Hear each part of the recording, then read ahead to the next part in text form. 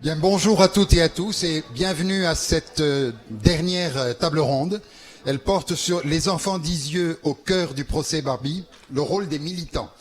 Je voudrais remercier les intervenants. C'est la table ronde qui est la plus chargée puisque nous avons 4 intervenants, donc je leur demande vraiment de respecter les temps de parole d'un quart d'heure chacun pour qu'il reste un peu de temps pour le débat avec la salle. S'exprimeront successivement, dans cet ordre donc, Maître Serge Klarsfeld, qui est par antonomase le militant de la mémoire de la Shoah et de la traque des nazis, et puis depuis tout à l'heure la lumière de la mémoire. Madame Beate Klarsfeld, dont le nom est indissociable de celui de son mari, mais dont on connaît le rôle primordial qu'elle a joué dans la traque et l'extradition de Klaus Barbie. Monsieur Samuel Pintel, ancien enfant d'Isieux, qui siège aujourd'hui à notre conseil d'administration, dont il fut longtemps le secrétaire général. Et puis, Maître Alain Jakubowicz, président national de la LICRA, et qui était partie civile des 3 grands procès de crimes contre l'humanité qui se sont déroulés en France, les procès Barbie, Touvier et Papon. Et moi-même qui modère donc ce débat, je suis Abraham Bengio, je suis ici en tant que vice-président de la Maison d'Isieux. Voilà, on m'a demandé de vous poser à chacun une question, vous l'interpréterez comme vous voudrez, vous y répondrez de la manière qu'il vous plaira. C'est donc Monsieur Serge Klarsfeld qui a la parole le premier, et la question était: comment est-il devenu un militant anti-nazi? Je découvre que les questions ne vous avaient pas été communiquées à l'avance. Bon, ben c'est comme au bac alors. Voilà, ouais. Mais encore une fois, sentez-vous très libre. Le micro ne fonctionne pas, hein, je crois. Celui-là, donne-moi l'autre.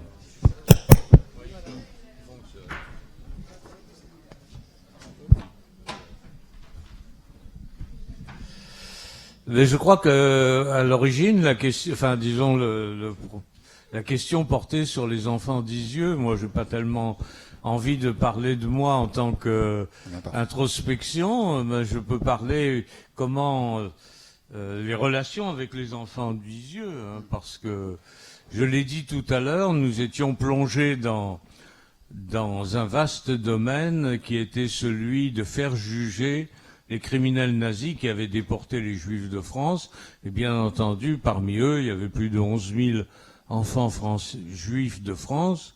C'était donc important, c'était une mission grave à remplir. Moi-même, j'avais été un de ces enfants pourchassés, mais en France, il y a eu à peu près 59 000 enfants juifs qui ont survécu et 11 000 qui ont péri.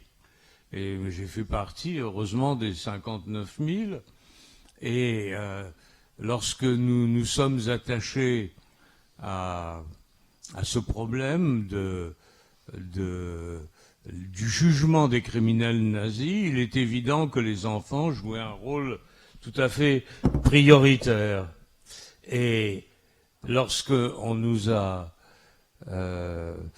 confrontés au non-lieu qui avait été accordé à Barbie par la justice allemande, on a été confrontés à un non-lieu qui s'appliquait aux enfants juifs, puisqu'il fallait trouver la preuve subjective de la connaissance par Barbie du sort des enfants qu'il allait déporter. Donc nous avons été projetés dans les enfants d'Isieux.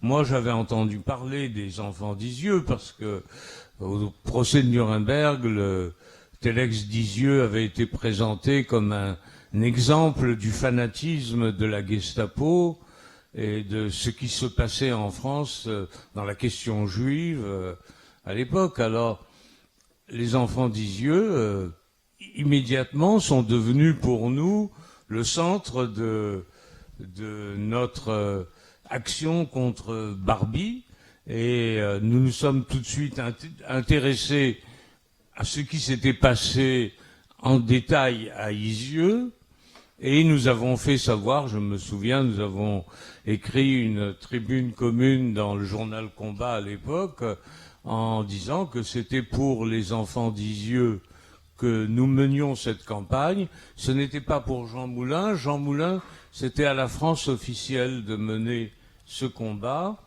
étant donné que Jean Moulin représentait la résistance intérieure, il était le délégué du général de Gaulle, et c'était donc à la France d'assumer ses responsabilités. Nous assumions nos responsabilités, Beate en tant qu'Allemande et moi en tant que Juif de France, par rapport à un criminel qui s'était emparé de ses enfants et qui était un criminel emblématique de la Gestapo. Donc, peu à peu, au cours des années qui ont suivi, puisque Barbine est revenu en France de force qu'en 1983, et nous avons commencé cette action contre Barbie en 1971. Il s'est passé quand même 12 ans. Dans ces 12 ans, nous avons accumulé les informations, nous avons fait des recherches dans beaucoup d'archives, en particulier aux États-Unis, on a trouvé en France, dans un certain nombre de pays, parce que on pouvait pas prendre un enfant, donner un nom et puis c'est tout. Il fallait reconstituer le parcours des enfants. Et reconstituer le parcours des enfants, c'était reconstituer le parcours de la famille. Il y avait des enfants qui étaient nord-africains, des enfants qui étaient nés en Belgique de parents polonais, des enfants nés en Pologne, des enfants nés en Autriche, des enfants nés en Allemagne. Chaque cas était un cas tout à fait particulier. Et puis ensuite, quand Barbie est revenu, nous avions tellement d'informations que nous avons décidé deux choses. D'une part, de donner un visage à chaque enfant, et nous y avons réussi, à part Lucienne Friedler. Et puis, mais nous avons recherché les familles, parce que nous voulions nous porter partie civile. Nous, on ne pouvait pas se porter partie civile, sauf en tant qu'association, mais nous voulions que chaque enfant ait une partie civile de sa famille. Et pour qu'il y ait une partie civile de sa famille, il fallait que un magistrat français ou étranger vérifie l'authenticité des renseignements donnés par la personne qui se porterait partie civile, et cette personne, c'est nous qui l'avons contactée. Nous avons fait appel au ministère de l'Intérieur israélien, à des services, à des détectives privés, etc. On a fini par trouver une partie civile pratiquement pour chaque enfant, et la partie civile nous a permis de retrouver le plus souvent une photo de l'enfant et de ses parents également. Et puis nous avons retrouvé aussi les enfants d'Isieux qui n'avaient pas été arrêtés et qui se retrouvaient aux États-Unis, comme Henri Alexander. Nous avons retrouvé aussi Paulette Payarès et sa sœur. Nous avons retrouvé Boulka, les amis de Boulka, je ne me souviens plus de son nom. Mais enfin, en Belgique, on a fait tellement de recherches, et finalement, chaque enfant, pratiquement, avait sa photo, et chaque enfant avait son parcours reconstitué, et chaque enfant avait une partie civile, c'est-à-dire que quelqu'un en Australie, au Brésil, en Israël, s'est présenté devant un magistrat, lequel magistrat lui a posé les questions que le magistrat français chargé de l'instruction lui avait transmises, et il fallait prouver qu'il était membre de la famille. Et parce qu'on aurait pu monter une vaste, disons, je dis pas une escroquerie, mais là, c'était pas une escroquerie. Chaque personne a eu à établir qu'elle était membre de la famille, et ça nous a permis de retrouver des lettres et des documents qu'on n'aurait pas retrouvés. Et ça nous a donné une deuxième idée, plus tard, puisqu'on avait retrouvé les photos de 43 enfants, eh bien pourquoi ne pourrait-on pas faire un mémorial des enfants juifs déportés de France? Et nous avons publié le premier volume en 1994. 22 ans après, on a publié le second volume. Entre-temps, on avait publié des additifs. Et au total, nous avons maintenant plus de 5000 dossiers et 5000 photos d'enfants qui sont 5000 sur 11 000, mais des familles ont été entièrement détruites et c'est très difficile de poursuivre. Mais bientôt, je publierai un additif numéro 12 au premier mémorial. Et donc le travail continue et le mémorial de la Shoah continue ce travail en allant dans chaque grande ville en France et en lançant des appels pour que les gens déposent leurs archives familiales. Et je pense qu'on retrouvera encore, et que même après notre disparition, là, ce travail gigantesque qui est le bilan, au fond, de la solution finale avec le mémorial de la déportation, eh bien, ce travail continuera. Merci, merci beaucoup.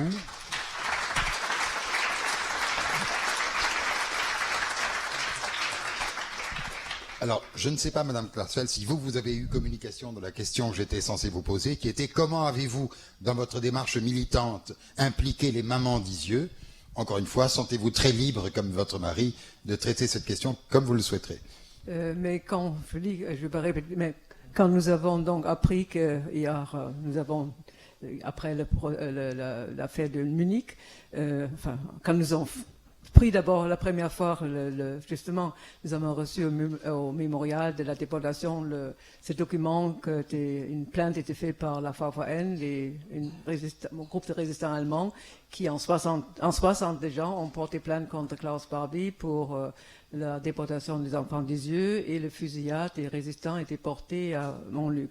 Et donc, je racontais déjà que la raison pourquoi le procureur ne voulait pas ouvrir l'instruction. Mais là, déjà, donc, on a commencé à mobiliser. Et puis aussi, on a essayé de voir dans l'annuaire téléphonique à Paris, on avait donc les noms des enfants, bien entendu, et on a essayé de chercher les parents. Donc, on a trouvé 2 mamans juives, donc Madame Hallum-Brunner et Madame Benguigui. Et bien sûr, tout de suite, je me suis adressée aux 2. Et c'était Madame Benguigui, comme vous avez raconté, qui avait la courage. On était parti donc avec l'avion spécial, avec les résistants et déportés, et le cercle Jean Moulin à Munich. Bon, ils avaient fait une visite officielle et très polie avec le procureur qui avait fermé l'instruction. Bon, ils n'ont rien obtenu. Ils sont repartis le soir à Lyon. Et Madame Benguigui et moi, on est restés la nuit. Et le lendemain, elle s'est enchaînée. Elle qui était déportée, qui était à Auschwitz dans la salle des vêtements. Elle a retrouvé les vêtements de ses enfants qu'elle pensait en sécurité à Isieux. Donc elle s'est enchaînée, il faisait froid, les gens nous ont apporté des boîtes carton avec des couvertures et on avait mis dessus des pancartes, population à Munich, aidez-nous à demander l'ouverture de l'instruction contre Klaus Barbie. Donc ça a duré jusqu'au soir. Et puis le procureur, bon, on savait qu'elle était une déportée, il a fait venir un policier, c'était déjà, les bureaux étaient fermés, en nous faisant monter. Alors il dit, écoutez, Madame Klars, je voudrais bien faire quelque chose pour ouvrir l'instruction, mais pour ça, et je crois que c'était discuté aussi, il fallait apporter la preuve que Serge avait donc montré, qu'on a pu obtenir.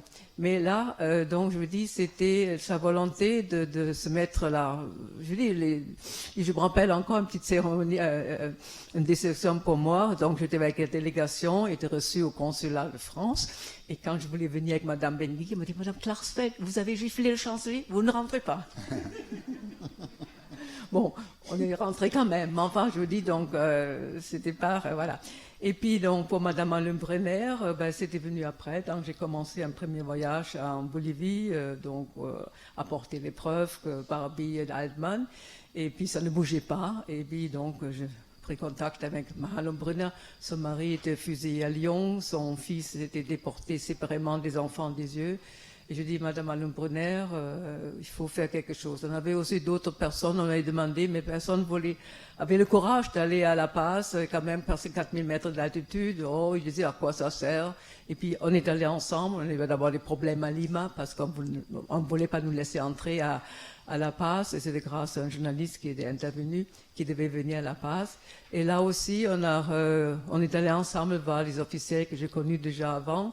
on a apporté les preuves, et c'était très important, avec une conférence de presse d'abord, aussi des officiels, de montrer maman qui avait perdu les enfants arrêtés par Klaus Barbie. Donc, on a été resté quand même plus qu'une semaine. Et le dernier jour, on a dit qu'il faut faire quelque chose de spectaculaire. Et puis, on a donc décidé cette scène, s'enchaîner sur la grande rue de le Prado de La Paz, devant le bureau de Klaus Barbie. On a convoqué bien entendu les journalistes. C'était aussi la circulation s'arrêtait, la police arrivait, ils nous ont enlevé, je crois, 2 fois les pancartes. Les amis de l'ambassade israélienne sont venus tout de suite pour les refaire, parce que c'est en espagnol, bien sûr. Et puis donc, c'était une des photos qui a traversé tout le monde, tout le monde. Et puis, c'était quelque chose qui a relancé l'affaire. Et après, donc, je repars bien là-dessus, 83. Donc, c'était quand même 2 maires juifs engagés. Et aussi, je vous dis à nouveau, le procès de Cologne, donc ça, je vous ai parlé, ou beaucoup plus important, Lischka Hagenheim et Klaus Barbie, c'était l'initiative justement des victimes dont les parents étaient déportés, les fils et filles étaient déportés de France, aussi avec des actions militantes, des manifestations, casser les carreaux d'un de ces criminels Lischka, provoquer le scandale dans la presse, mais la presse finalement était loyale. Mais quoi, c'est déportés manifestent devant le bureau d'un criminel et les jeunes manifestants vont en prison et Lischka reste en liberté. Donc, avec toutes ces actions qui ont commencé en 71 et le procès a commencé en 79, il faut dire aux jeunes aussi, il faut pas être impatient parce que c'est une longue haleine, toutes nos actions. Barbie aussi a commencé en 71, 83 est arrivé ici. Ce sont des actions où il faut être déterminé, il faut pas avoir peur d'être illégal. On était tous en prison en Allemagne, on était arrêtés, mais on a pris ça comme, c'était la seule possibilité pour justement, bouger la société politique allemande. Et je voudrais aussi dire que finalement Klaus Barbie n'était pas inconnu du service secret allemand. Hein. Vous voyez, il y a 2 ans, le Bundesnachrichtendienst a ouvert les dossiers. Il était payé par le Bundesnachrichtendienst à La Paz, Walter Rauf à Chili, Alois Brunner a été payé aussi par le Bundesnachrichtendienst à Damas. Donc je dis, c'était connu, mais pour obtenir quelque chose, il fallait agir. Ça on a fait. Et la réaction de l'opinion publique.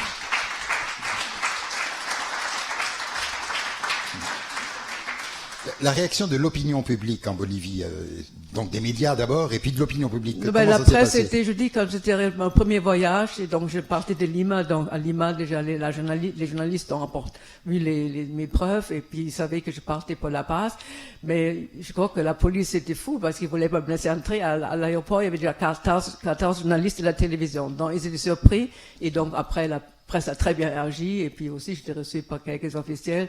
Bon, c'était juste pour leur apporter des preuves. Mais non, c'était vraiment une action qui était suivie en Bolivie. Et puis la population, j'ai rencontré des mamans dans la rue, ils disaient, vous savez, Klaus Barbie, c'est quelqu'un qui travaille avec la police bolivienne, c'est un criminel. Je crois qu'ils étaient, en principe, la population, sauf ceux qui étaient avec le gouvernement, mais en principe, je veux vous dire, ils appréciaient on n'a pas trop su, mais en principe, ils ont apprécié notre action. Merci beaucoup, Madame Cassel.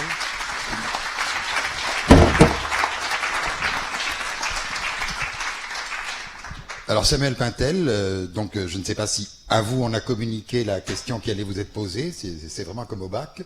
C'est comment votre témoignage au procès a-t-il agi comme déclencheur de la mémoire? Je n'ai pas témoigné au procès Barbie. Déjà, décidément. Donc il faut tourner la difficulté. Bon. Alors, comment la découverte... Alors, donc, les conséquences suite au procès Barbie, on peut aborder le développement de cette façon-là. Ok. Alors, j'avais souvenance d'une maison d'enfants où j'avais été accueilli après des circonstances difficiles, de séparation brutale avec ma mère après une rafle. C'était à Annecy. On reviendra peut-être là-dessus. Cette maison, je la situais, comme nous étions partis de Chambéry, je la situais à environ 20-25 kilomètres. Comme nous allions promener le jeudi ou le dimanche le long d'une rivière, donc j'ai essayé de retrouver depuis Chambéry, ça c'était en 1958, cette maison où j'avais passé des moments extrêmement pénibles. Pour certains, c'était un havre de paix. j'ose pas dire de plaisir. Enfin, ceux qui étaient l'été, pour moi, ça n'a pas été exactement le même effet. Je n'ai rien trouvé du tout, même en interrogeant le bureau de l'OSE, l'organisation Secours aux enfants, en leur précisant que j'avais passé quelque temps dans une maison d'enfants située pas loin de Chambéry, maison d'enfants juifs, et que donc je ne savais pas déterminer qu'ils veuillent bien me trouver, essayer de trouver mon nom sur les listes, et ça n'a absolument pas abouti. Donc depuis ce moment, rien ne s'est produit, c'était le silence complet, la mémoire qui s'effrite, et il aura fallu attendre le procès Barbie pour que, au vu des images projetées, des comptes rendus des audiences, surtout les reportages menés par Ladislas de Hoyos, les premières images d'une maison, d'une terrasse, d'une fontaine, du bâtiment annexe qui servait de dortoir aux garçons, pour que je mette un nom enfin sur ce lieu qui était finalement Isieux, la maison d'Isieux. Et nous étions déjà en 87. Bon, disons, décidant d'aller voir les lieux comme un pèlerinage, lorsqu'on se rend sur un lieu de mémoire. Ça s'est fait 2 ans plus tard, en 89. Je débarque ici. Je disposais d'un moment de disponible. J'ai été face à une maison close, cernée d'une barrière, seule une plaque au mur portant des noms d'enfants. La maison vide, impossible de prendre un contact. Je me suis adressé à la maison située juste à côté. J'ai interrogé la propriétaire, Madame Perticose, qui m'a appris que la maison, en fait, n'était plus habitée, que c'était un lieu tourmenté par la présence de reporters, de journalistes après le procès Barbie. Je lui ai dit que j'étais passé enfant par la maison. Elle m'a informé, elle a bien voulu m'informer, me disant que l'ancienne directrice de la maison d'Isieux, Madame Sabine Zlatin, qui avait échappé à la rafle, était toujours vivante. Elle a bien voulu me communiquer un numéro de téléphone. Et j'ai joint, donc de retour à Paris, j'ai joint au téléphone, pas immédiatement, mais j'ai joint Madame Sabine Zlatin au téléphone en lui demandant si elle pouvait me recevoir. Alors je suis allé la voir, déjà pour faire connaissance, pour la remercier certainement de ce qu'elle avait fait pour les enfants, de ce qu'elle avait fait pour moi. Et surtout, avec une arrière-pensée un peu particulière, me montrer mon nom sur ces listes de présence, me montrer mon cahier, et surtout, me donner le nom de mon petit copain d'infortune avec lequel nous avions rejoint la maison d'Isieux. Alors, comme des anciens combattants, pour partager la mémoire, puisque mon petit copain, nous avions fait les campagnes du camp d'internement de Douadik, du centre d'assignation à résidence d'Annecy, où nous avions échappé par miracle à la rafle, et la maison d'Isieux. Je rencontre Madame Zlatin, et ça s'est pas bien passé du tout, puisque donc j'ai eu en face de moi une femme lasse, qui était trop occupé à répondre aux journalistes. Enfin bon, toujours ça c'était la façon d'agir de Madame Sabine Zlatin. Mon nom sur des listes, elle n'avait absolument rien, aucune liste, me disait mon petit monsieur, mais je n'ai rien. C'est mon Miron Zlatin, mon mari, qui rédigeait la totalité. Tout a disparu après la rafle. Je n'ai absolument rien. Le contact finalement s'était arrêté là, très court. Et j'ai donc quitté Madame Zlatin en l'embrassant, en la remerciant une nouvelle fois, et en lui laissant un numéro de téléphone, en lui disant si vous le souhaitez.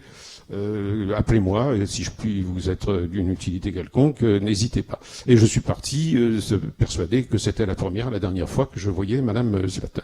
Je n'avais pas été concerné par le procès Barbie, que j'avais découvert. Je me suis parti de cette façon. Madame Zlatin m'a téléphoné 2 mois après. en me disant, j'ai retrouvé sur une lettre qui traînait dans mon armoire, les noms de 2 petits garçons arrivés à la maison d'Isieux le 18 novembre 1943. Marcel et Samuel. Parfait. Comme j'avais en tête la recherche de mon petit copain Marcel, dont je découvrais le prénom, mais c'était insuffisant. Donc, merci encore. Comment allez-vous? Les politesses d'usage. 2 mois après, Madame Zlatin m'appelle à nouveau, me disant, j'ai retrouvé sur une autre lettre, cette fois, vos 2 noms, Marcel Greenblatt et Samuel Pintel. Alors là, je tenais un fil, le nom complet de mon copain, et je pouvais me mettre en chasse pour essayer de le retrouver. C'est une autre histoire. Et Madame Zlatin avait pris l'habitude de me rappeler, et souvent, et de plus en plus souvent, et de me convier à ces réunions, en particulier chez elle, où elle menait des conseils d'administration, me présentant les membres de ce conseil et des personnalités notoires, et me priant de prendre quelques notes pour établir un compte-rendu, déjà, puisque personne ne voulait se charger de la rédaction des comptes-rendus. Donc je l'ai fait. Et ensuite, me mettant un peu à la tâche, en me disant, je souhaiterais faire l'acquisition de la maison, ça coûte une certaine somme d'argent, il faut que nous allions aux subventions, aux dons, et j'aimerais bien que vous m'accompagniez, vous êtes un de mes petits. Donc je voulais pas m'engager avec Madame Zlatin, je n'avais pas été impliqué dans le procès Barbie, donc je l'ai fait, mais pas contraint, mais vraiment en me faisant traîner un peu. Et Madame Zlatin a pris l'habitude de s'accaparer, hein, et de faire en sorte que, en fait, je sois à ses côtés. Alors déjà, que pensez-vous de la maison? J'aimerais bien que cette maison soit achetée. Comment la trouvez-vous? Bon, cette maison, elle est parfaite. Enfin, je suis pas rentré à l'intérieur, mais d'extérieur, elle paraît saine. On peut. Bien.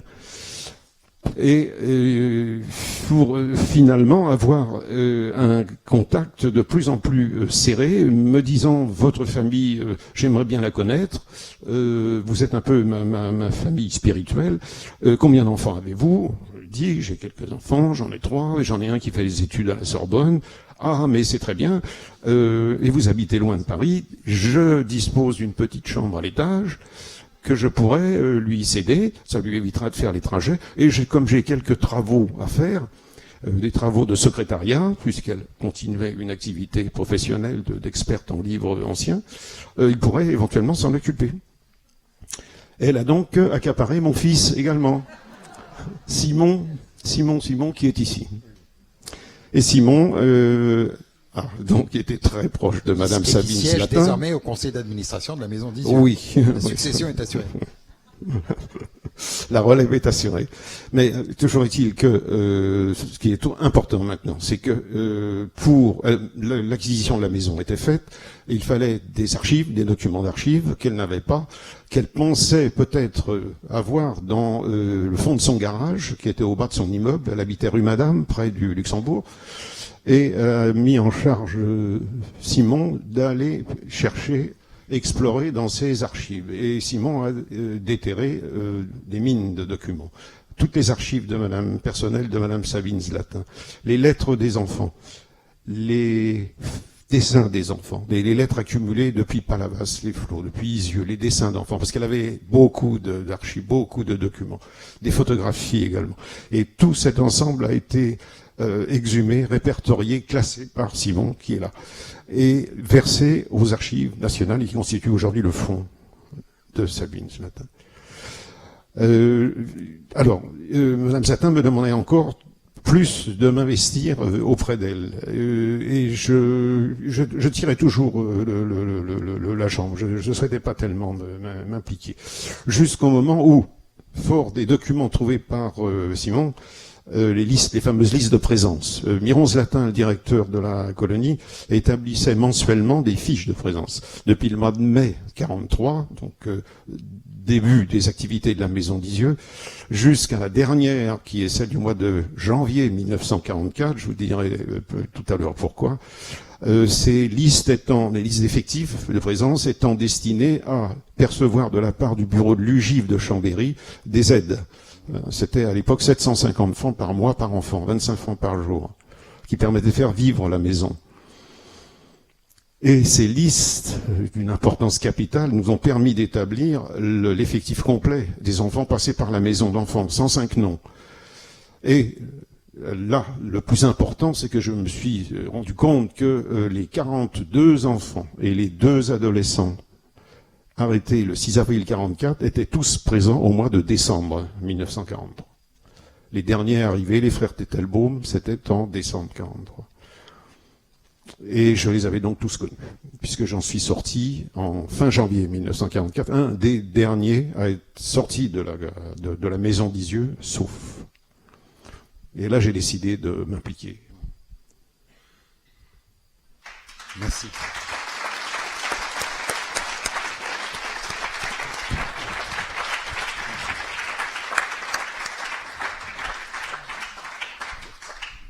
Et donc enfin, Maître Alain Jakubowicz, qui avait donc 30 ans au moment du procès Barbie.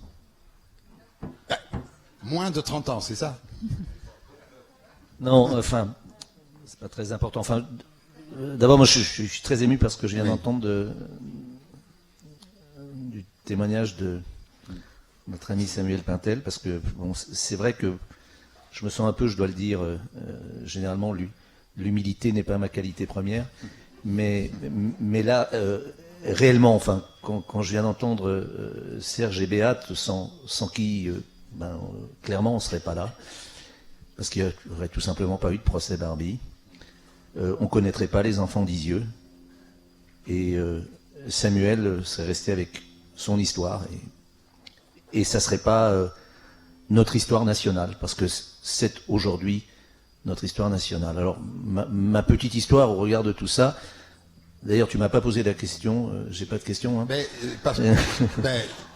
Parce que nous en avons discuté juste avant. Alors, l'entrée, si la question est de savoir est-ce que j'avais 30 ans au moment du procès Barbie, c'est une question passionnante. Et que tu m'as dit que la question que je pouvais te poser, c'était qu'est-ce que faisait un jeune avocat de 30 ans. Donc, alors, à vrai dire, j'avais 30 ans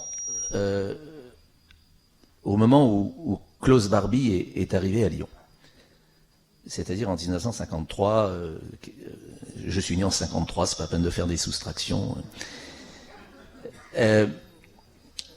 Pour moi, ça reste un moment charnière.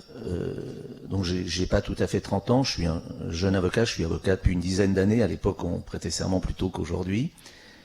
Mais je m'adresse surtout aux jeunes, et je suis très heureux de voir qu'il y ait beaucoup de jeunes aujourd'hui dans cette salle, et je crois que c'est une des réussites de la Maison d'Isieux, vraiment. Parce que ce genre de manifestation pour retrouver toujours les mêmes personnes, que j'ai toujours énormément de plaisir à retrouver, mais voilà, si on ne sait pas transmettre ça, ça sert à rien. Et si je parle de ça à cet instant, c'est simplement pour le transmettre aussi une sorte de leçon de vie, d'histoire de vie, de rencontres, de circonstances, de chances qui me conduisent aujourd'hui, 30 ans plus tard, à être aux côtés de Serge et Béate, alors que rien réellement m'y prédestinait, ou plutôt tout m'y prédestinait par mon histoire, mais pas à la place qui est aujourd'hui la mienne. D'abord, ce qu'il faut savoir, et je le dis surtout aux jeunes, c'est qu'en 1983, lorsque on voit sur les chaînes de télévision, c'était un samedi. Je peux vous dire que c'était un samedi où on entend parler sur les chaînes de télévision et à la radio du boucher de Lyon. Moi, je suis né à Lyon. J'ai fait mes études à Lyon et j'ai une certaine forme d'atavisme. Mon père était un militant, beaucoup ici l'ont connu, était un combattant. Je n'avais pas entendu parler des enfants d'Isieux. Et Barbie était un vague nom, mon père était dans la résistance, mais j'avais entendu parler du boucher de Lyon. Que dire de la majeure partie de nos concitoyens, et notamment ceux de ma génération? Je ne savais pas qui c'était. Et puis ça arrive, et il se trouve que ce jour-là, pardon d'être très dans l'histoire personnelle, mais l'histoire, elle est la somme d'histoires personnelles. De petites anecdotes, je déjeunais ce samedi-là chez mes parents, le téléphone sonne, et c'était le président de la consistoire israélite de Lyon qui s'appelait à l'époque Jean-Jacques Bloch. Et Jean-Jacques Bloch me dit, t'es au courant? Je dis, oui, j'ai vu. Je veux que le consistoire se constitue partie civile immédiatement, c'était à Lyon, et je veux que ça soit toi. Pourquoi moi? Il y avait des avocats déjà à Lyon beaucoup plus expérimentés, parce que j'étais cette nouvelle génération. On est toujours à un moment une nouvelle génération. J'avais 30 ans, j'étais né après-guerre, j'étais impliqué, il y avait là une forme de symbole. Et c'est ce qui va se faire très rapidement. Et je vais suivre ce procès. Pour la petite histoire, j'étais à l'époque l'avocat du consistoire israélite de Lyon. Et je vais par la suite rencontrer un certain nombre de personnes, et notamment le président du consistoire israélite de France, qui à l'époque s'appelait M. Jean-Paul Elkann, qui m'a accordé cette confiance. Et c'est pour ça que je dis aux jeunes, c'est les rencontres de gens. Imaginez combien d'avocats illustres et illustrissimes voulaient être à la place du gamin que j'étais alors. Alors au moment du procès, j'ai 6 ans de plus, j'ai donc 36 ans. Non, 4 ans de plus. 4 ans de plus, c'est 83, 87. Donc 34 ans, enfin bon, peu importe. Et c'est vrai que c'est une opportunité, une chance absolument extraordinaire qu'il faut savoir saisir et qui ensuite, effectivement, va me conduire à être présent au cours du procès Touvier, puis du procès Papon. Mais à la limite, pourquoi tout ça? Il y a une chaîne. Et je voudrais, puisque la question m'était posée de mon militantisme, etc., c'est que moi, je voudrais actualiser ce procès et l'actualiser totalement. C'est que dans la chronologie des faits, dans mon histoire, mais au-delà de mon histoire, l'histoire de notre pays, l'histoire de notre ville, Lyon est l'histoire de notre pays. 1983, il arrive. 1987, il y a l'ouverture du procès. Et il y a un moment qui, pour moi, mais pas seulement pour moi, est absolument essentiel, qui se passe un mois après l'ouverture du procès Barbie, en 1987. À cette époque, il faut le savoir que le Front National était en train déjà d'émerger de façon très violente dans notre pays. Il se trouve que le 15 mai 1987, on était en plein pendant le procès. Il était ouvert depuis un mois. À la une du Monde, il y a un article d'un jeune homme politique qui nous dit qu'il vaut mieux perdre les élections que perdre son âme. Et pour moi, c'est un déclic. Je le dis, pour moi, c'est un déclic citoyen. Un déclic citoyen. Rien n'est irrémédiable.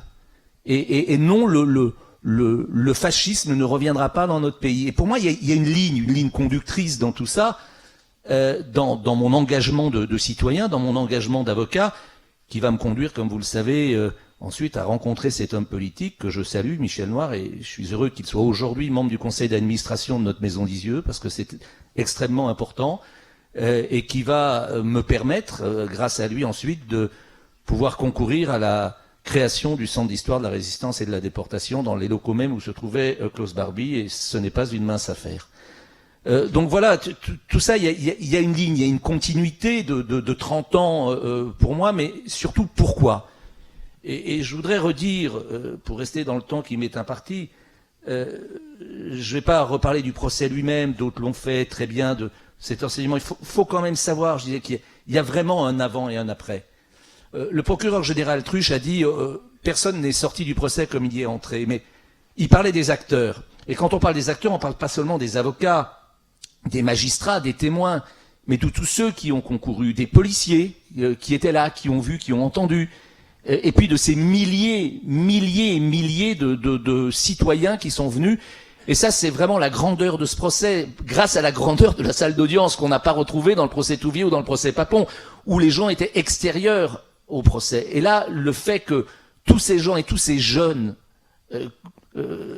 là, jeudi, on était à l'hôtel de ville de Lyon, il y a un garçon qui a une 40aine d'années qui vient voir, qui me dit j'étais lycéen, je suis venu au procès Barbie, j'avais demandé à mes parents de craquer l'école pour venir, je suis venu, et l'année d'après, j'ai présenté le concours national de la résistance.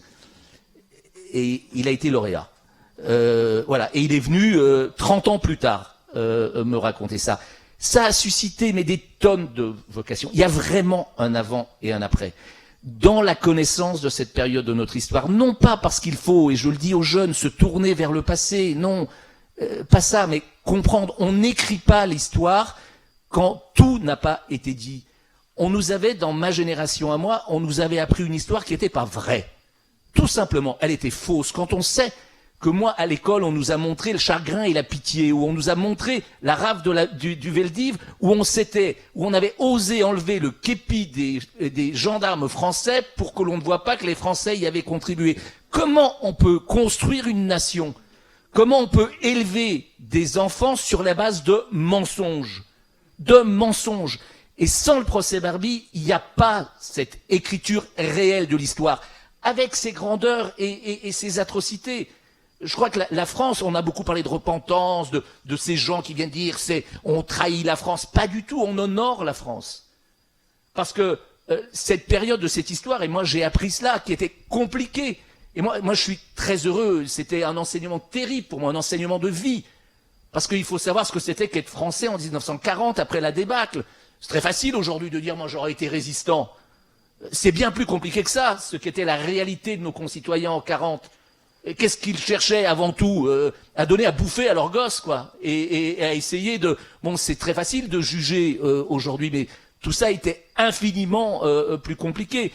Et je crois que vraiment, cette vérité dans l'histoire, cette transparence totale, y compris sur la résistance. On parle beaucoup des témoignages au procès Barbie, il y en a un qu'on oublie souvent. Il n'a pas marqué l'histoire, mais moi il m'a marqué. Celui de Jacques Chaban-Delmas. Homme remarquable s'il en est, grand résistant s'il en est. Je me souviendrai toujours comment il a sauté de sa chaise tel un cabri pour venir témoigner. C'était un sportif, et venir faire un témoignage qui était juste surréaliste, nous présentant une résistance unie, unanime, allant dans le même sens. On était tous un tas de chouettes bons copains, on était tous la main dans la main et la main. Lorsque Michel Noir m'a confié cette mission de la création du Centre d'histoire de la résistance et de la déportation des décennies plus tard, et que j'ai réuni autour d'une même table les anciens résistants, qui sont tous admirables, tous, ben, j'ai compris que c'était un petit peu plus compliqué que ça. Un tout petit peu. Et des décennies plus tard, eh ben moi j'avais pas envie d'enseigner à mes gosses et qu'on enseigne à mes enfants une histoire qui était fantasmée. Qui ne correspondait pas à la réalité de l'histoire. Dans l'histoire de France, comme j'imagine dans toutes les histoires nationales, il y a des héros et il faut les honorer, et puis il y a des salauds et il faut les condamner. Et notre histoire, c'est à la fois les héros et à la fois les salauds. Lorsque je parle de Lyon, on nous montre toujours ces images merveilleuses de ces milliers, dizaines de milliers, peut-être centaines de milliers de Lyonnais qui sont venus acclamer le général de Gaulle sur la place des terreaux. C'était les mêmes qui, quelques années plus tôt, étaient allés acclamer le maréchal Pétain. Voilà ce qu'est... Alors, Lyon, capitale de la résistance, oui. Lyon, pas loin d'être aussi, quelque part, capitale de la collaboration. C'est extrêmement compliqué. Et si je suis si heureux et si fier pour faire la suite de ce que Samuel racontait, que cette maison ait pu être acquise, et qu'on ait pu y faire ce travail pédagogique extraordinaire qui est fait à l'adresse des jeunes générations, c'est pour cela. C'est pas pour leur bourrer la tête d'histoire. Moi, vous savez, j'ai beaucoup appris au cours de ces dernières années, puisque aujourd'hui, notre nouveau président de la République vient d'être intronisé. Il paraît qu'on tourne une page de notre histoire. Très bien, tournons cette page de notre histoire ensemble. Changeons nos logiciels et nos mécanismes. Si je vous dis que je suis heureux de voir des jeunes ici, c'est parce que franchement, les commémorations pour les commémorations, ça sert à quoi? Ça sert à quoi d'aller poser? Bien sûr qu'il faut honorer la mémoire des combattants, etc. Mais si on ne sait pas la transmettre aux jeunes, si on ne sait pas leur apprendre pourquoi tout cela a existé, et pourquoi je l'ai dit aux jeunes à l'hôtel de ville il y a 3 jours, est-ce que vous vous rendez compte quand dans notre pays, il y a 12 millions de personnes qui ont boudé un petit bout de papier qui s'appelle un bulletin de vote? Alors qu'il y avait le risque que le fascisme, que l'extrême droite prenne Est-ce que vous vous rendez compte la nation d'enfants gâtés que nous sommes, et notamment les jeunes, quand dans un nombre de pays considérable, des gamins aujourd'hui se font trouer la peau, meurent pour pouvoir gagner ce petit bout de papier qui s'appelle un bulletin de vote. Alors, c'est à ça que tout ça sert. Et on ne peut pas, et je suis heureux qu'on le fasse ici à Isieux, qu'on le fasse à Lyon, au Centre d'histoire de la résistance et de la déportation, c'est de mettre tout ça en miroir. Pourquoi est-ce qu'il est important de parler de ça? Parce que on ne peut pas aujourd'hui parler de ces génocides, du génocide des Juifs, de la Shoah, qui n'est pas unique dans l'histoire de l'humanité. Si la Shoah était le seul crime contre l'humanité qui a été commis dans l'histoire de l'humanité, ça se saurait. Il a sa spécificité, son histoire, sa spécificité par le nom, par les conditions, etc. Bien sûr que personne ne le conteste, et surtout pas moi.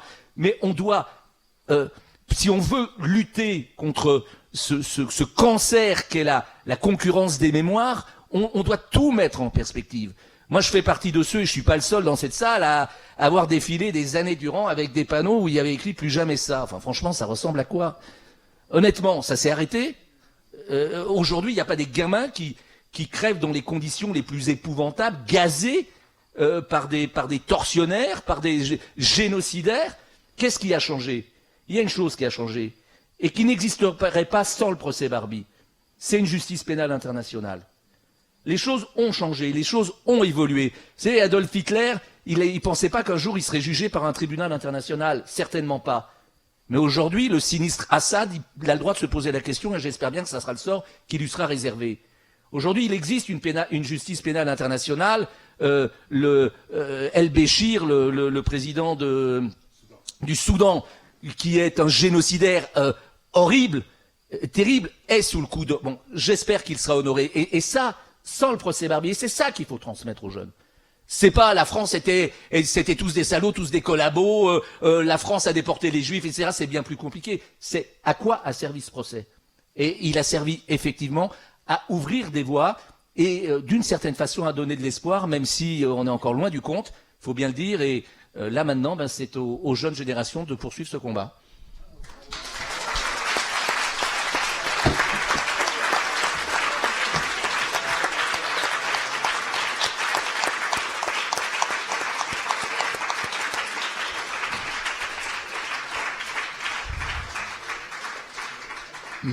Merci à nos 4 intervenants. Vous venez d'entendre cette fois des paroles de militants, non pas que ceux qui les ont précédés à la tribune, souvent les mêmes d'ailleurs, n'étaient pas des militants, mais voilà, eux, à des titres divers et selon des profils, vous le voyez, vous l'entendez, psychologiques très différents, ont payé de leur personne en tant que militants dans des associations ou de façon plus solitaire, pour permettre en effet d'abord que la justice passe, et ensuite qu'on en tire les enseignements que nous essayons d'en tirer ici à la Maison d'Isieux.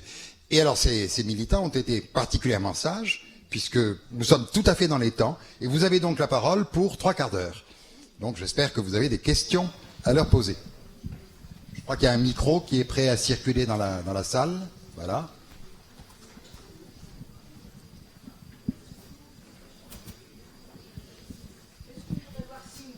Attendez, il y a un micro qui arrive. Je voudrais bien connaître Simon. C'est bien qu'il se lève.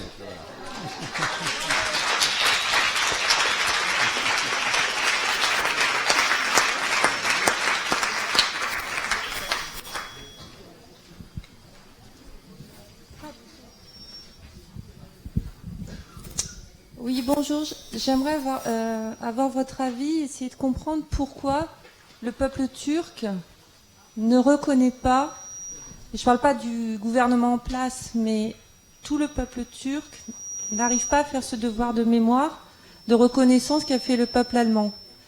Et moi qui ai des amis turcs, qui sont des gens instruits, laïcs, c'est une question, qui savent que j'ai fait de l'histoire et que je suis ces questions-là. C'est une chose que je n'arrive pas à évoquer avec eux. J'ai peur de les blesser. Et donc j'aimerais avoir votre avis sur comment ce génocide arménien, enfin comment ce peuple turc va pouvoir faire ce travail. Sur la question du génocide arménien, qui souhaite répondre?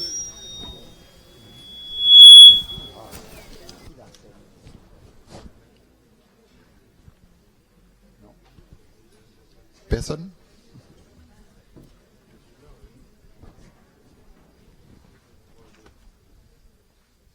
Si il est difficile pour les Turcs parce que c'est difficile pour des gens comme ceux que vous connaissez, parce que en France, eh bien, la liberté existe. En Turquie, elle n'existe pas. Que vos amis ont peut-être peur, tout simplement, d'aller en prison pour contester la réalité que véhicule l'État turc, c'est-à-dire qu'il n'y a pas eu de génocide. Un certain nombre de Turcs ont eu le courage de dénoncer ce génocide, de plus en plus d'ailleurs, et il est arrivé que les plus représentatifs de ce courant soient abattus sommairement par des tueurs qui ne le tolèrent pas. Donc, nous ne sommes pas dans un régime comme celui que nous connaissons.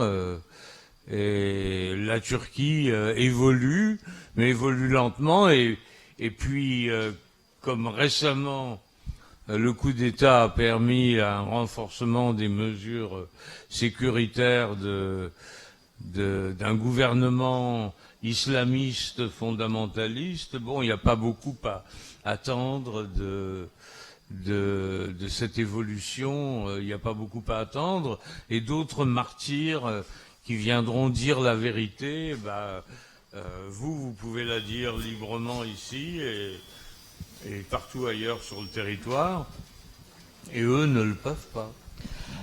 Je dois juste ajouter qu'il y a 30 ans, au moment où le procès Barbie s'ouvrait à Lyon, moi j'ai étudié au Collège d'Europe. Et c'est au Collège d'Europe que j'ai rencontré ces étudiants turcs, et ça fait 30 ans qu'on se connaît. Et à l'époque, ils étaient donc, la Turquie faisait partie du Conseil de l'Europe, et ils étaient envoyés pour étudier, ils étaient très très prêts, très volontaires pour intégrer déjà l'Union européenne. Et déjà, la question de la reconnaissance du génocide était un point dur qu'on étudiait, parce qu'on faisait de la science politique, qu'on étudiait. Mais même en cours, les professeurs anglo-saxons que nous avions n'osaient pas aborder cette question-là avec les étudiants turcs. Et donc il y a 30 ans, c'était pas le même régime non plus, c'était beaucoup plus ouvert, la Turquie. Mais il n'avait pas avancé suffisamment dans l'étude de ce qui s'était passé, et il n'avait pas envie d'enquêter, il n'avait pas envie de reconnaître. C'est c'est un négationnisme d'État.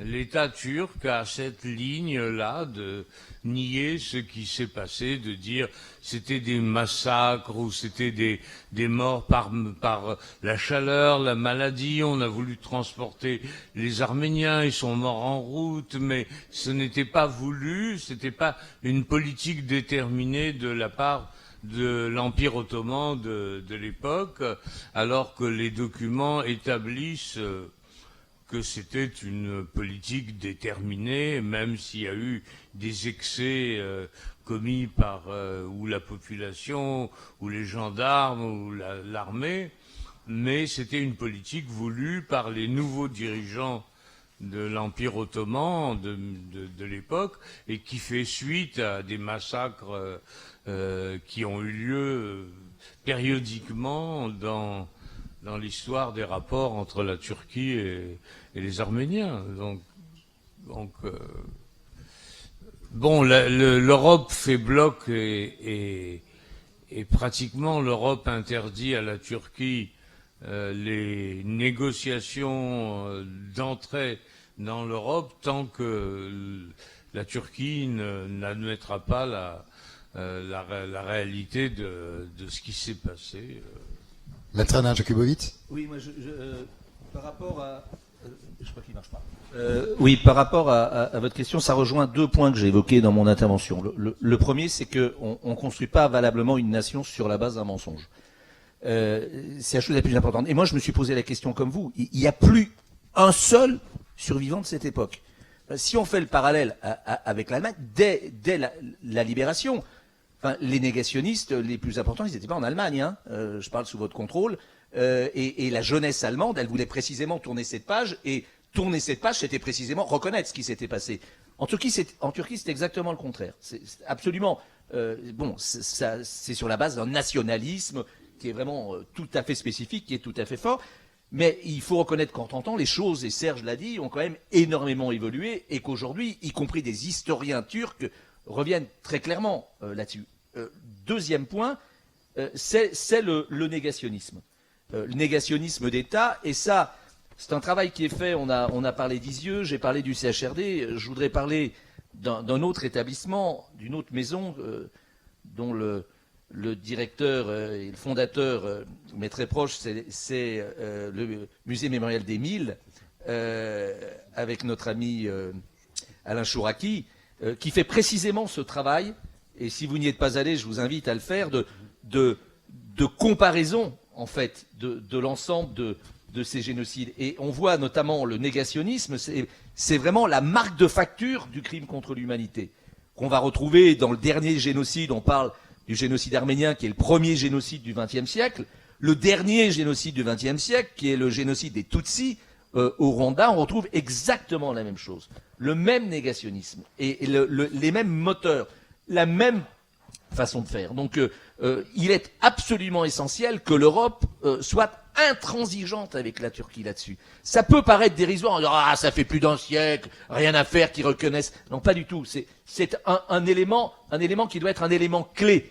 Il n'est pas possible qu'un État soit à la table d'une Europe construite et de l'avenir à partir du moment où une nation entière nie une réalité historique comme celle-là. Ça va au-delà de l'histoire. C'est une question de principe sur laquelle les Européens ne doivent pas, ne doivent rien céder, parce qu'encore une fois, ça serait une négation même d'ailleurs de l'histoire de l'Europe. Bonjour, j'ai une question pour Monsieur Pintel. J'aurais aimé savoir si vous aviez pu retrouver votre petit compagnon Marcel, ou savoir ce qu'il était devenu. Voilà. Oui, je l'ai retrouvé. Je l'ai retrouvé de mémoire. Je savais que, en fait, je l'ai retrouvé juste après le retour de déportation de ma mère, qui avait été déportée au camp de Bergen-Belsen, et donc des captifs, des prisonniers de guerre. Succinctement, donc 2 jours, nous nous étions retrouvés. Il était accompagné d'une dame. Je pensais que c'était sa maman. Et depuis, j'ai découvert que ce n'était pas sa mère. Il était déjà orphelin de père, arrêté en 1941 lors des rafles de mai, juif étranger, juif polonais, et sa maman qui a été arrêtée donc à Annecy en même temps que la mienne. Ma mère, étant femme de prisonnier, a été épargnée de la déportation au camp de Auschwitz. Par contre, sa maman, Rivka Greenblatt, elle a été déportée à Auschwitz et n'est pas revenue. Donc, j'avais en mémoire qu'il avait émigré au Canada avec son oncle. Fort de maintenant le nom que j'avais complètement oublié, je me suis mis en charge pour essayer de mettre de trouver la bonne filière. Et, bon, je me suis adressé à l'ambassade du Canada à Paris, précisant qu'il était parti fin des années 40 au Canada. Ça n'a rien donné, une réponse négative. J'ai essayé ensuite seul auprès de personnes, d'ailleurs d'origine canadienne, de journalistes, cinéastes, qui venaient chez Madame Zlatin pour faire des enregistrements, à qui je posais le problème. Ça n'avait rien donné non plus. Essayer les annuaires internationaux, ça n'a strictement rien donné. Jusqu'au jour où, longtemps après, je voudrais pas être trop long quand même là-dessus. Professionnellement, je me trouvais au Canada. J'ai donc comme ça, lors d'un déjeuner avec mon coturne, si l'on peut dire, je lui ai fait part de ça. Et il m'a conseillé, il m'a dit pourquoi ne pas écrire au consulat français à Ottawa. Pourquoi pas? J'ai donc envoyé un courrier. Et là, j'ai eu une réponse favorable. En fait, je ne le trouvais pas parce qu'il avait changé de nom. Il s'appelle aujourd'hui Marcel Himmel, H-I-M-E-L. Et il vit à Toronto. Alors je m'étais déjà déplacé à Toronto sans savoir qui. Et lors d'une autre mission aux États-Unis, j'ai fait le trajet, on n'est pas très très loin, Toronto, je l'ai retrouvé, je l'ai rencontré.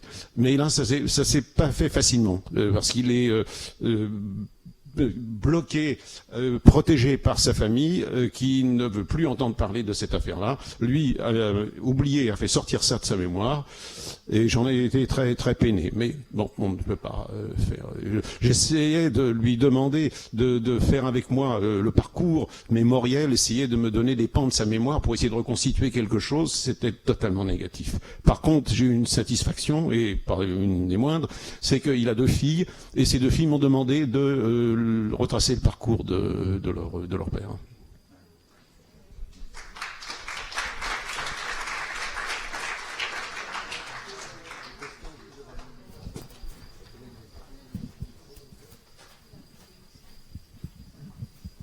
Merci beaucoup. Bon, il y a eu un certain nombre de messages importants en direction des jeunes aujourd'hui, et c'est vrai que c'est la mission de la Maison d'Isieux. Elle transmet le souvenir, elle le transmet au présent. Et je dois dire que vu la qualité des interventions et des témoignages, jamais le sourire de ces enfants n'a crevé l'écran, comme aujourd'hui pour moi. Donc, merci à vous. Alors, ce que je voulais vous dire, et ce que nous montre bien cette dernière table ronde à l'intention des jeunes, c'est que le devoir de mémoire, ça n'existe pas. Il y a une longue durée, surtout pas le devoir de mémoire, hein, éliminons ça.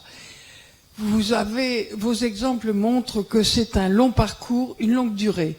En dehors de Serge, qui a parlé de 1965 à Auschwitz, je crois que nous sommes tous dans les années 80, quelle que soit notre génération.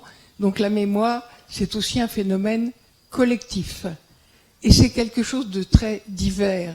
Merci Samuel de nous avoir bien expliqué qu'on peut aussi y aller à reculons et à contre-cœur, hein, et que c'est quelquefois difficile et quelquefois un parcours qu'on ne fait jamais, comme ton ami dont tu viens d'expliquer le cas. Donc pas de devoir de mémoire, on y va à pied, à cheval, en...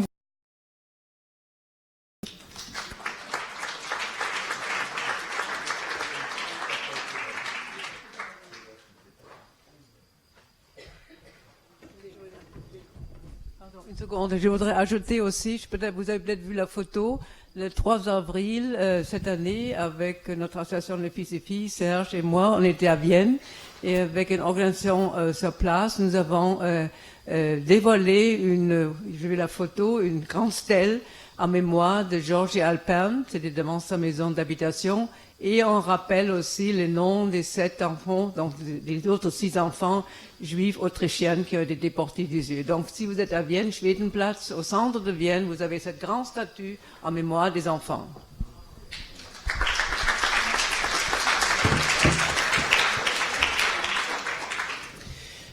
Déjà, merci beaucoup pour cette table ronde. Et je voulais vous demander, dans votre expérience de militant, si vous aviez perçu que ce devoir de mémoire autour de la Shoah, ça avait mené quelque part à la construction européenne. Voilà.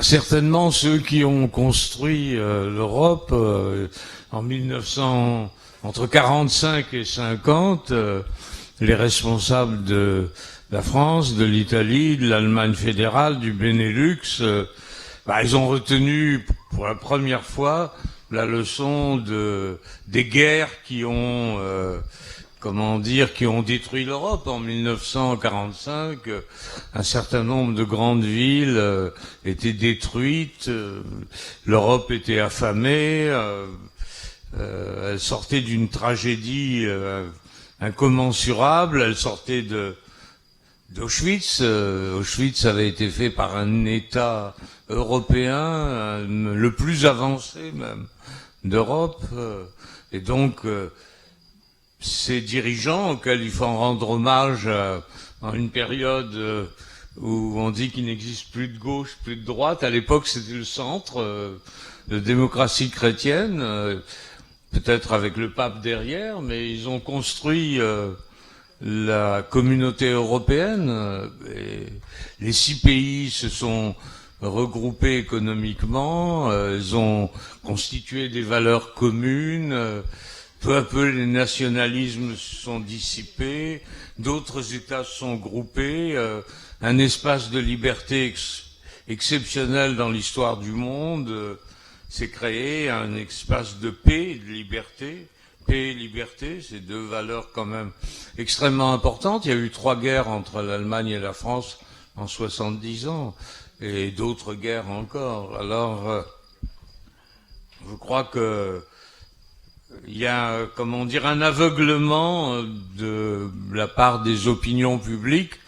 Les gens sont rapidement mécontents, et quand ils sont mécontents, pour des questions qui n'ont peut-être pas tellement d'importance. Pouvoir d'achat, par exemple. Vous voyez, en 1936, les congés payés, et puis après, ceux qui réclamaient pour les congés payés sont allés passer 5 ans de congés non payés en Allemagne. Donc, bon, il faut regarder quelles sont les priorités.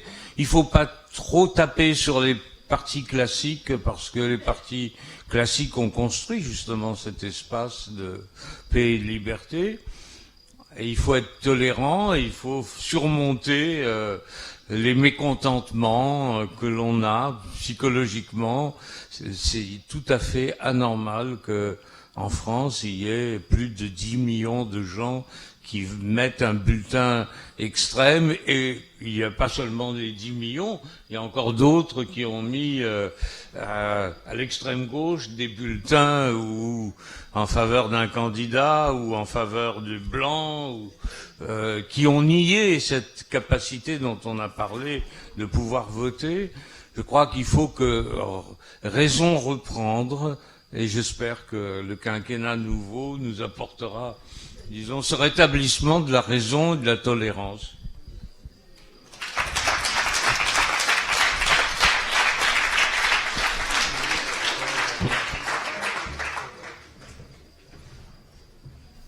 Bonjour, j'aurais une question historiographique en revenant sur le procès de Klaus Barbie. Vous avez évoqué ce procès comme un point de rupture dans l'historiographie de la Shoah en France, mais Klaus Barbie, ça reste le procès d'un nazi. Et est-ce que la perception des procès suivants, notamment Touvier et Papon, n'a pas été un point de rupture peut-être plus important pour prendre en considération le rôle de la France de Vichy dans la Shoah ?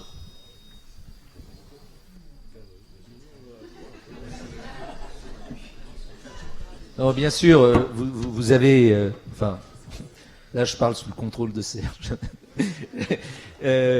Oui, bien sûr, vous avez raison. Moi, je crois... Enfin, j'ai toujours cru. Et je sais pas ce que Serge et Béat en pensent, mais que l'ordre ne pouvait pas être autrement. On ne pouvait pas commencer autrement. Je parle des procès d'après-guerre, hein, comme Serge l'a rappelé. Il y a Nuremberg qui... Bon, d'abord, il y a les procès de la Libération en France, qui honnêtement sont pas des grands exemples à donner dans l'histoire de la justice nationale, franchement, hein, pour plein de raisons. Quand même, justice expéditive, c'est le moins qu'on puisse dire. Et puis, la déportation des Juifs en est totalement absent. Et j'allais dire, heureusement, s'agissant de Barbie, parce que Barbie ayant déjà été jugé à 2 reprises par contumace à la Libération, si on avait parlé des enfants d'Isieux à cette époque, on n'aurait pas pu en parler en 87 parce qu'il aurait déjà été jugé à la va-vite, sans le télex, sans les éléments et sans doute pas condamné comme il l'a été. Donc c'est d'une certaine façon, c'est un malheur pour un bien, puisque ça a permis en 87 précisément de rouvrir un procès Barbie avec des faits nouveaux, puisque je rappelle quand même que les faits qui étaient déjà jugés, on est quand même dans un état de droit, on ne juge pas 2 fois un homme pour les mêmes faits. Donc je crois vraiment que il fallait commencer par le nazi. Et finalement, c'est tout à fait normal. C'est le fait générateur. Il n'y a pas de milice, il n'y a pas de collaboration s'il n'y a pas de nazi. Donc je crois qu'il y a une logique à tous égards. Et d'une certaine façon, c'était plus facile aussi pour la conscience nationale. Dieu sait si j'ai pas toujours été, et pour ainsi dire, jamais été d'accord avec Jacques Vergès, mais sur ce point-là, je suis bien obligé de lui concéder que, bon, dans l'opinion publique, à l'ouverture du procès, après avoir cité Dieu, je vais dire la messe était dite, pardon d'être fort peu laïque aujourd'hui, mais c'est vrai que, bon, en plus il a tout fait pour que ça se passe mal, parce que le moins qu'on puisse dire, je l'ai déjà dit, c'est qu'il ne l'a pas défendu. Mais voilà, c'était facile, et puis pour la bonne conscience nationale, c'était très bien. En plus, il y avait l'ombre de Jean Moulin qui planait sur ce procès. Il était là sans être là tout en étant là. Vergès nous avait annoncé les foudres terribles avec des scoops qui allaient nous tomber dessus sur la vérité, etc. On n'a rien vu venir. Et tout ça s'est très bien passé. Barbie a été condamné. Bien. Bon, c'était la première étape. La seconde étape, effectivement, c'est qu'il fallait s'attaquer au noyau dur, en tout cas pour nous, Français. Et là encore, on a une logique. Avant d'arriver à la collaboration d'État, ben, c'était plus facile de commencer par la milice. Parce que, franchement, le sieur Touvier, comme personnage sympathique, on trouve mieux quand même. Hein, lui, notamment, qu'on a retrouvé, comme Serge le rappelait, dans des milieux catholiques intégristes qui étaient carrément Jésus ressuscité sur terre. Il faut quand même rappeler qui il était pendant la guerre. C'était un gros proxénète qui avait effectivement des filles sur le trottoir et qui était au niveau de la morale chrétienne. Je pense qu'on est quand même relativement loin du compte. Donc Touvier était antipathique à tout le monde. Donc là encore, c'était relativement facile, même s'il faut reconnaître que sa défense a été quand même autrement structurée que la défense de Barbie, hein, qui était une défense idéologique, celle-là, qui était destinée à réhabiliter le régime de Pétain. Et puis ensuite, ben, on a pu, et je crois que le second n'était pas possible sans le premier, et le troisième n'était pas possible sans le second. C'est-à-dire que, et malheureusement, le troisième, et là je laisserai Serge le dire, c'était pas celui dont on rêvait. Au niveau de la collaboration d'État, on avait mieux que Papon. Faut bien le dire aussi. Même si ça part, enfin bon, on va pas rouvrir les débats qu'on a eus à cette époque-là, mais il est clair que les procès qu'on attendait et qui étaient nécessaires, c'était Leguet et Bousquet, évidemment, sur la responsabilité de la collaboration et notamment de la déportation des Juifs. Malheureusement, ça n'a pas été possible. Mais pour répondre à votre question, oui, il y a un fil d'Ariane. Il y a une logique totale, et avec le procès Papon, le livre d'histoire est écrit, et je considère qu'à ce moment-là et à ce moment-là seulement, on peut le refermer. On peut le refermer parce que tout a été dit, tout a été jugé, la vérité est aujourd'hui inscrite, et de la même façon, le discours de 1995 exemplaire du président Chirac au Veldiv n'est pas possible sans le procès Barbie. C'est clair, enfin moi j'en suis intimement convaincu. En même temps que, on parle de rupture aujourd'hui, de rupture de génération. Parce que le président Chirac est le premier président de la Ve République à ne pas être contemporain de cette période. Il était né, mais il était enfant. Pompidou, souvenez-vous de ses paroles au moment du procès Touvier, notamment de la grâce de Paul Touvier. Il faut jeter un voile sur cette période au cours de laquelle les Français ne s'aimaient pas. C'est ça notre histoire à nous, de l'immédiate après-guerre, jeter un voile sur cette période au cours de laquelle les Français ne s'aimaient pas. C'est-à-dire raconter à nos enfants n'importe quoi, leur raconter une histoire qui ne correspond pas à la réalité, au risque effectivement de blesser et d'humilier des millions de victimes et de familles de victimes. Donc voilà, il y a cette logique, et moi, honnêtement, à la fin de tout ça, je le dis, je suis fier d'être français, je suis fier de la justice française, je suis fier de ce qu'elle a montré à l'histoire du monde, et on est effectivement là dans les vraies valeurs de la République française, et je crois qu'effectivement on a tout lieu d'être fier de ce qui s'est passé.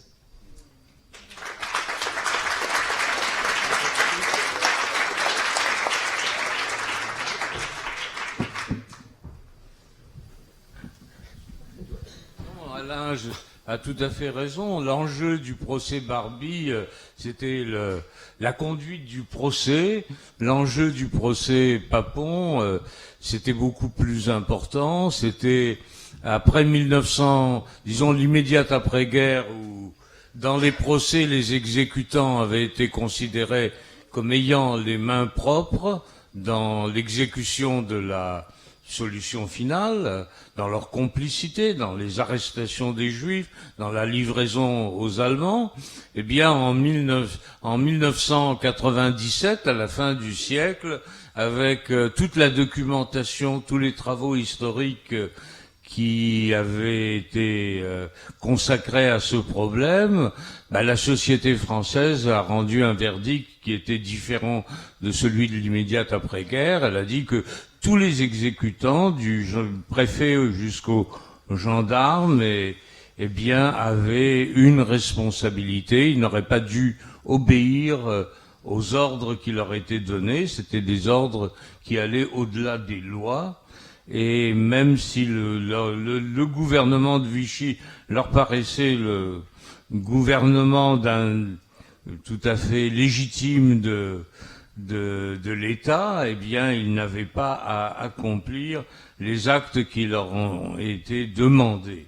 Et donc, nous avons été très soulagés parce que, bon, effectivement, dans le jury, il pouvait y avoir conflit entre l'acquittement et la condamnation, et que pour nous qui étions les enfants des déportés, c'était effectivement un enjeu terrible que de savoir qu'on pouvait de nouveau acquitter l'ensemble des forces qui avaient persécuté les Juifs et aidé à déporter nos parents.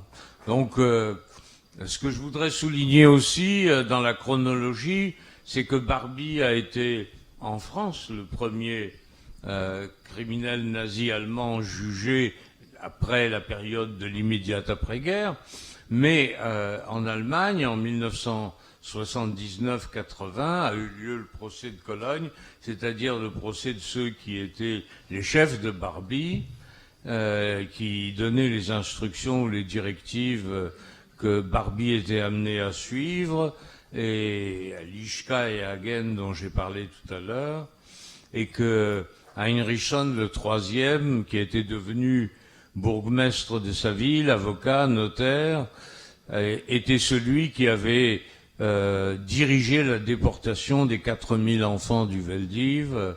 Et vous voyez que c'était des personnages qui pouvaient être comparables à Barbie et aux 44 enfants d'Isieux. Les uns, c'était la Gestapo à Paris, Barbie, c'était la Gestapo régionale. Voilà. Il faut aussi ajouter donc le procès de Cologne. Ils n'étaient pas accusés donc plus important que Klaus Barbie. Ils n'étaient pas accusés comme droit de l'homme, pour crime contre l'humanité. Ils étaient arrêtés pour Mithilfe zum Mord, c'est-à-dire assistance au meurtre. Donc Barbie a eu à vie, et eux ils ont eu Heinrichson à 6 ans, Lischka 8 ans et Herbert Hagen 12 ans. Et encore, il faut dire que, vous savez, quand Klaus Barbie était arrêté et était en chemin vers l'extérieur, on a dû lui enlever la nationalité bolivienne. Et puis, il devenait allemand. Donc, le consul allemand, enfin, l'ambassadeur, était consulté et ils avaient demandé est-ce qu'on peut peut-être l'envoyer en Allemagne. Mais l'Allemagne a dit, de toute façon, on ne voudrait pas l'avoir expulsé, on voudrait faire une demande d'extradition. Donc, c'est pas fait. Mais en Allemagne, Klaus Barbie aurait été accusé pour Beihilfe zum Mord. Voilà. J'ajouterais qu'en fin 1986, dans la discrétion la plus complète, après le procès justement de Lischka, Hagen, Heinrichson à Cologne, l'Allemagne a traduit en cour d'assises à Bonn le comte von Korff, qui dirigeait la police nazie à Châlons-sur-Marne, c'est-à-dire la Champagne, l'Aube, la Marne, la Haute-Marne. Et j'étais partie civile, enfin j'avais trouvé des parties civiles, une dizaine, et j'étais avocat, et j'étais très embêté parce que le procès avait lieu avant le procès Barbie. Le procès Barbie n'avait pas lieu, et je me demandais comment saboter le procès von Korff, étant donné que von Korff, qui lui aussi, lui était un homme ayant reçu la meilleure éducation, et qui était à l'époque, en 1980, il était au sommet de la hiérarchie administrative en Allemagne, directeur ministériel au ministère de l'économie à Bonn, et il risquait quoi? Il risquait 6 ans de prison. Et je voulais pas qu'il ait 6 ans de prison avant le procès Barbie, parce que la défense de Barbie aurait excipé de ce verdict en disant, ben voyez, von Korff lui aussi, von Korff avait arrêté en octobre 1942 plusieurs dizaines d'enfants et les avait envoyés à Drancy pour qu'ils soient déportés. C'était comparable à ce qu'avait fait Barbie. Et j'ai donc essayé de saboter positivement le procès. J'ai retrouvé à New York une liste supplémentaire de juifs arrêtés dans la région dirigée par von Korff, et je l'ai donné au procureur général. Et cela obligeait le procureur général à arrêter le procès parce que il y avait des charges nouvelles. Et j'ai eu le président du tribunal, puisque nous en étions déjà à la 15e audience, le président du tribunal, le procureur général, venant me supplier de ne pas donner officiellement cette liste, parce qu'il serait obligé d'arrêter le procès. Il y aurait plus tard un nouveau procès, et il me donnait l'assurance qu'il condamnerait von Korff. Mais il le condamnerait à quoi? À 6 ans de prison, au maximum. J'ai donc préféré donner la liste. Le procès a été annulé. Tout ça s'est passé dans la discrétion, et la défense de Barbie n'a pas pu dire, vous voyez, von Korff avait fait la même chose que Barbie. Eh bien, von Korff a eu 6 ans de prison, et le procès von Korff a repris en 1988. Nous l'avons bien plaidé, bien documenté. Le procureur général m'a dit, à l'heure du déjeuner, quand von Korff s'est retrouvé seul avec moi, il m'a dit, oui, bien entendu que je savais ce qui arrivait aux Juifs. Je le savais par les soldats qui revenaient du front de l'Est. Mais c'est à vous que je le dis devant personne. Et il n'y a pas de témoin. Et il a été acquitté. Et les Juifs qui étaient dans le tribunal ont craché au visage du président, qui n'était pas le même que celui du premier procès. Et tout ça s'est quand même bien terminé, dans la mesure où je crois réellement que la défense de Barbie aurait pu user de la condamnation de von Korff à une peine très minime. Oui, compléter juste un point sur un point qui a été évoqué par Béat, parce que je pense que ça peut intéresser les gens qui sont là sur cette notion, cette différence entre l'expulsion et l'extradition, parce que c'est assez important. Il faut savoir, bon, Serge et Béat ont localisé Barbie, devenu Klaus Altmann, en Bolivie. À l'époque, comme vous le savez, une junte militaire, comme en grand nombre de ces pays, sévissait, et Klaus Barbie, et d'ailleurs Gustavo Sanchez, dont on a parlé tout à l'heure, dit qu'il a lui-même été témoin de manifestations nazies, organisées, il l'a dit au cours du procès, organisées par Klaus Barbie à La Paz, en Bolivie. Il était à la tête de milices nazies, néo-nazies, de soutien l'homme n'a pas changé. Hein.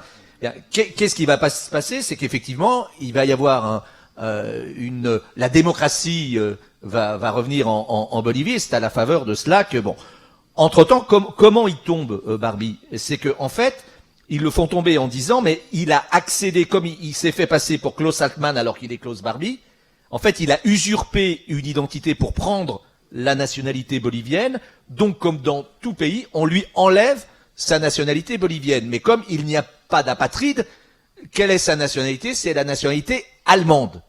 Donc, à partir de là, effectivement, la Bolivie, revenue à la démocratie, aurait très bien pu l'expulser. Mais pourquoi ils l'ont pas expulsé? Parce qu'ils ne l'ont pas expulsé. En fait, ils ont demandé à la France de demander son extradition. Parce que, comme très souvent, le pouvoir qui venait de démocratique qui était arrivé n'avait aucune confiance dans la justice bolivienne, qui était restée comme en Allemagne, où en fait les fascistes étaient restés extrêmement nombreux, et ils craignaient beaucoup de ne pas pouvoir obtenir cette expulsion. Donc ils ont préféré le faire par la voie de l'extradition, demandant à la France cette extradition, et c'est ainsi qu'il a pu arriver en France. Mais je pense que cette petite nuance qui peut paraître anecdotique est en réalité extrêmement importante. Merci, on va rendre la parole à la salle. Il y a une question là au fond, et puis ici devant. Oui, bonjour. Deux petites choses. La première, j'ai cru comprendre que on laissait entendre que la justice française après la guerre ait été clémente et expéditive. Je ne crois pas que ce soit tout à fait la vérité. Les travaux d'Henri Rousseau montrent quand même que l'épuration française a été menée de manière assez profonde et à certains égards de manière plus dure qu'en Italie, par exemple, qui était un pays beaucoup plus impliqué dans le fascisme que... Donc voilà, ça c'est un petit bémol. La deuxième chose, c'est une question qui s'adresse à Beate Krasfeld. J'aimerais savoir finalement, je crois qu'on a bien compris quelles étaient les motivations de l'action militante de vous tous, mais dans votre cas, madame, je reste un petit peu sur ma faim finalement. Voilà, la question que j'aimerais vous poser, c'est qu'est-ce qui vous, personnellement, vous a motivé, en quoi vous êtes-vous senti concerné, et dans quelle mesure vos origines allemandes ont pu jouer dans cette action militante et dans la motivation de cette action militante. Merci. Pourquoi tu agis au fond? Il y avait une première question, non? Non. Si, il y avait une première question, non? C'était quoi? Sur l'épuration, Après Maître la Jacques guerre, Libovis, vous voulez dire après la quelque guerre. chose sur l'épuration? Pas si clémente que ça. Non. Une épuration pas si clémente. Ah non. J'ai pas dit qu'elle avait été clémente. J'ai dit qu'en termes de droit de la défense, il y avait quand même...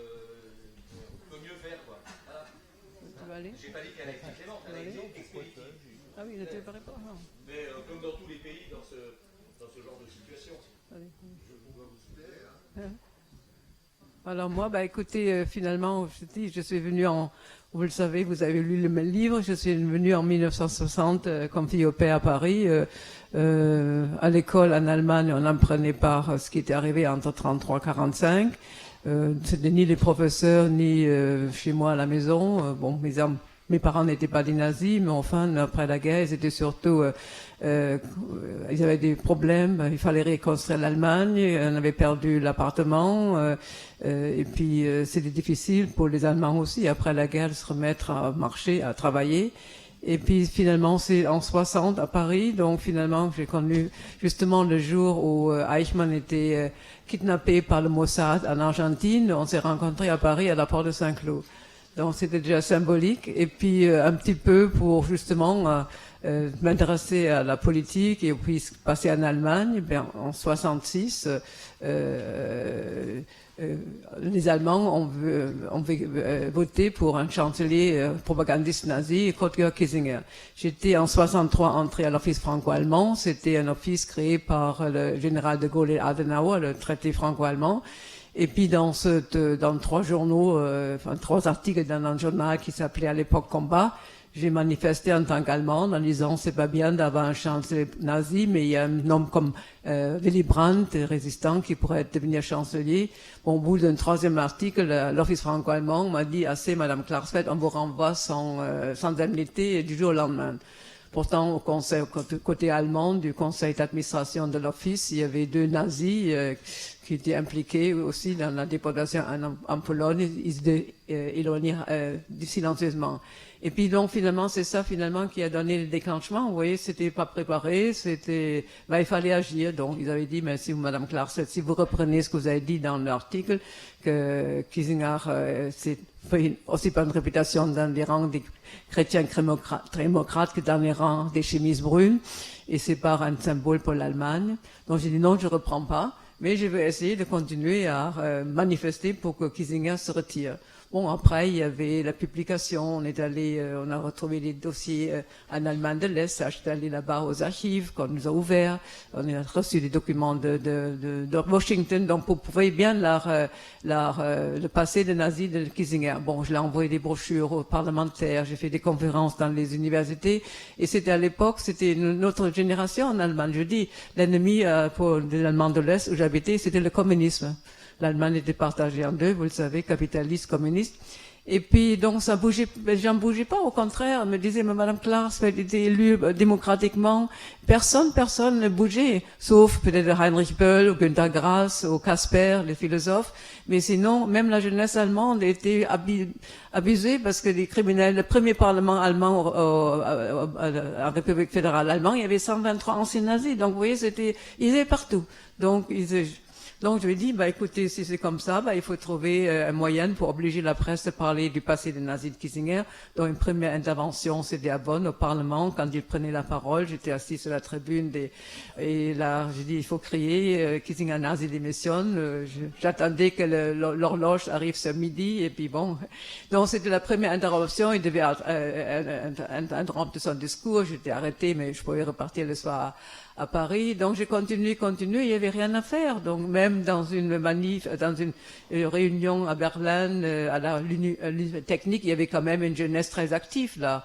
L'opposition extra-parlementaire. Donc, j'ai dit, écoutez mes enfants, moi je continue, je vais essayer de le gifler. Au congrès des chrétiens démocrates, ils ont annoncé après à Berlin, et aussi les jeunes étaient contre, les alliés n'étaient pas contents parce que Berlin c'était une ville sous les statuts des 4 alliés. J'ai dit, je vais essayer de le faire. Et bien là, bon, je vais pas aller maintenant dans les détails, mais enfin, arrivé à Berlin, des cartes justement du journal Kambar, Serge m'a donné une autre carte de presse, et puis j'ai retrouvé un photographe qui m'a donné aussi des cartes d'entrée pour plusieurs manifestations. La réception où Hilton, Kissinger ne venait pas parce qu'il était malade, une autre était trop difficile, et puis les derniers jours, il préparait justement son speech final. J'avais la chance, et c'est une question de chance, de détermination que j'ai pu entrer donc avec cette carte au congrès au palais des congrès. La tribune était tout en bas et la table était 2 mètres de large, donc impossible de m'arrêter devant Kissinger pour le gifler, il fallait passer derrière.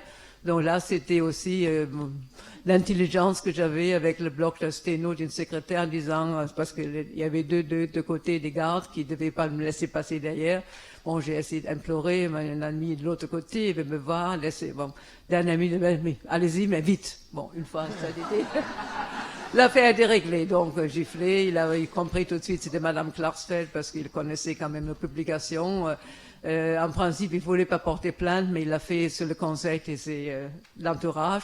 Et le soir même, j'étais condamné à un an de prison ferme sans souci. Voilà. Et ça aussi, ça fait beaucoup de scandales.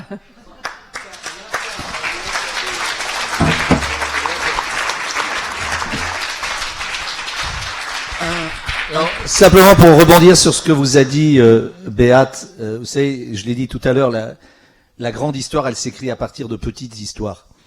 Et les concordances. Beate vous a dit il y a quelques instants qu'elle a parlé de la date à laquelle Eichmann avait été ramené en Israël. C'était un 11 avril. Non? C'était pas le 11 avril? C'est toi qui m'as dit parce que c'était le 11 mai. Oui, le 11 mai, pardon, le 11 mai. Pardon, le 11 mai. Le 11 mai qui est également la date de l'ouverture du procès Barbie. Voilà. Et Beate, je l'aurais pas fait, mais Beate vous a parlé de sa rencontre avec Serge en 1960, porte de Saint-Cloud. Vous savez quelle date c'était? C'était le 11 mai. Voilà, c'est des coïncidences. Nous n'avons plus le temps que d'une seule question. Le micro avait été demandé ici par Nicole. Donc, à vous l'honneur de la dernière question. Merci. C'est pas vraiment une question, c'est en fait un commentaire. On a beaucoup parlé de notre histoire, de cette histoire, de l'importance du procès Barbie par rapport à la justice française et de l'honneur finalement que c'était que ce procès se soit produit en France. Alain a dit qu'il était très fier d'être français.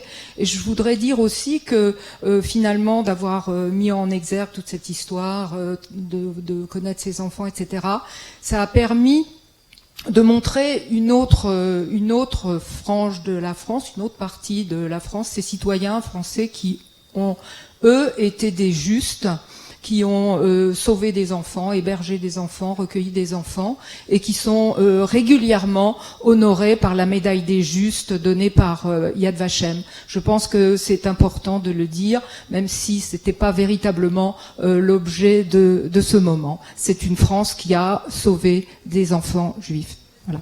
Bien.